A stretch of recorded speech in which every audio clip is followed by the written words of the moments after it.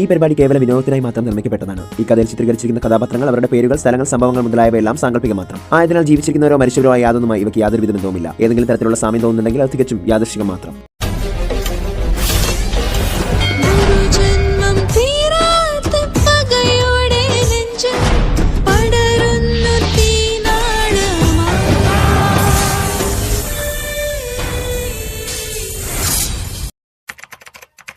പിന്നെ എങ്ങനെ? ഒരു കാര്യം ചെയ്യാം. എനിക്ക് വരുന്ന സെപ്റ്റംബർ 10 കോളേജ് ടൂർ ഉള്ളതല്ലേ? 10 ദിവസത്തെ ടൂറാണിത്.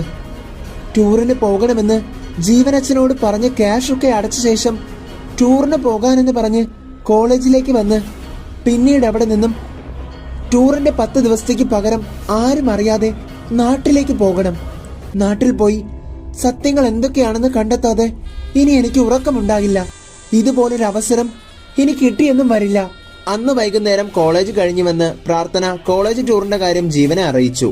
ജീവൻ അത് പ്രതയോടും ഋഷിയോടും പറഞ്ഞപ്പോൾ ഋഷി അതിന് സമ്മതവും മൂളി. ജീവൻ 10 ദിവസത്തെ ടൂറിന് അവൾ വിട്. അവൾ ആ ടൂറിന് പോയി വരുമ്പോഴേക്കും എങ്ങനെയെങ്കിലും ബിസിനസ് കാര്യങ്ങൾ ഒതുക്കി വെച്ച് ഞാനും പ്രതയും മോളും കൂടി അവിടേക്ക് വന്ന് കുറച്ചു ദിവസം നിൽക്കാം. എന്നിട്ട് പ്രാർത്ഥനയുടെ മൈൻഡ് സെറ്റൊക്കെ മാറ്റി അവളുടെ 25ാം പിറന്നാളും കഴിഞ്ഞ് നമുക്ക് എല്ലാവർക്കും കൂടി നാട്ടിലേക്ക് തിരിച്ചു വരാം. അവളുടെ 25ാം പിറന്നാൾ കഴിഞ്ഞാൽ പിന്നെ യാതൊരുവിധ പ്രശ്നവുമില്ല. അറിയാലോ ജീവന്? അറിയാം ഋഷി. ശരി, എന്തായാലും അങ്ങനെ തന്നെ ചെയ്യാം. അതേസമയം പ്രാർത്ഥന രണ്ടും കൽപ്പിച്ച് നാട്ടിലേക്ക് പോകാനുള്ള തയ്യാറെടുപ്പിലാണ്. പക്ഷേ അവൾക്ക് ഇപ്പോഴുള്ള പേടി ഫ്ലൈറ്റ് കയറുന്നതിനെ കുറിച്ചാണ്. ഒരിക്കൽ മാത്രമേ പ്രാർത്ഥന ഫ്ലൈറ്റിൽ യാത്ര ചെയ്തിട്ടുള്ളൂ, അതും ഋഷിക്കും പ്രതയ്ക്കും ഒപ്പം. അത് തനിക്ക് 10 വയസ്സാകുന്നതിന് മുൻപ് നാട്ടിൽ നിന്നും UAE വന്നതാണ്. ഇതിപ്പോൾ താൻ ഒറ്റയ്ക്ക്.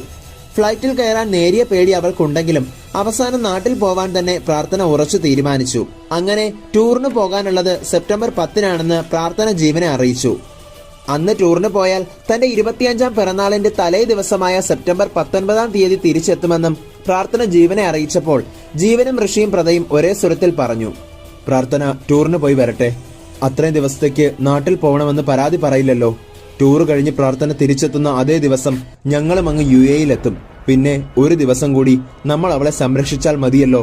അതിന് നമുക്ക് പറ്റും. അപ്പോൾ അങ്ങനെ തന്നെ ചെയ്യാം എന്ന് മൂവരും തീരുമാനിച്ചു. അങ്ങനെ സെപ്റ്റംബർ 10 തീയതിയായി. രാത്രി 8:30 പ്രാർത്ഥനയ്ക്ക് നാട്ടിലേക്കുള്ള ഫ്ലൈറ്റ്. നാട്ടിലേക്ക് പോകാനുള്ള ലഗേജ് എല്ലാം പാക്ക് ചെയ്ത് 10 ദിവസത്തെ ടൂറിനാണെന്നും പറഞ്ഞ് ജീവനോടൊപ്പം പ്രാർത്ഥന കോളേജിലെത്തി. ജീവൻ തിരിച്ചു മടങ്ങി അരമണിക്കൂറായപ്പോൾ തനിക്ക് നല്ല തലവേദനയുണ്ട്, ടൂറിന് വരാൻ പറ്റില്ലെന്ന് പറഞ്ഞ് പ്രാർത്ഥന കോളേജിലെ ടീച്ചറിനോട് പറഞ്ഞു.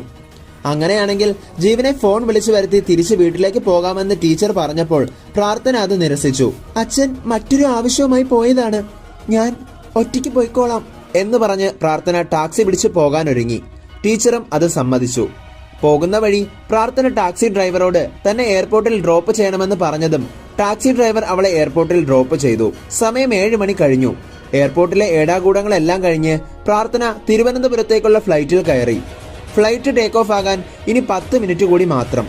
ഇതേ സമയം നാട്ടിലെ നാഗലോകത്തെ നാഗഗുരുവും മത്സ്യലോകത്തെ ഗുരുദേവനും ഒരേ സ്വരത്തിൽ പറയുന്നു, ഇത്തവണ കഥ മാറി മറിയും. ഈ ബ്രഹ്മാണ്ടമാകെ പുതിയ ഒരു കഥയ്ക്കായി കാത്തു നിൽക്കുകയാണ്.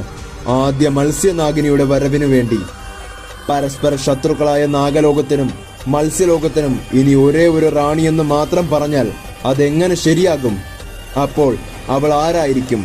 മത്സ്യകന്യകയോ അതോ നാഗകന്യകയോ? എല്ലാം സർവേശ്വരന്റെ തീരുമാനം പോലെ.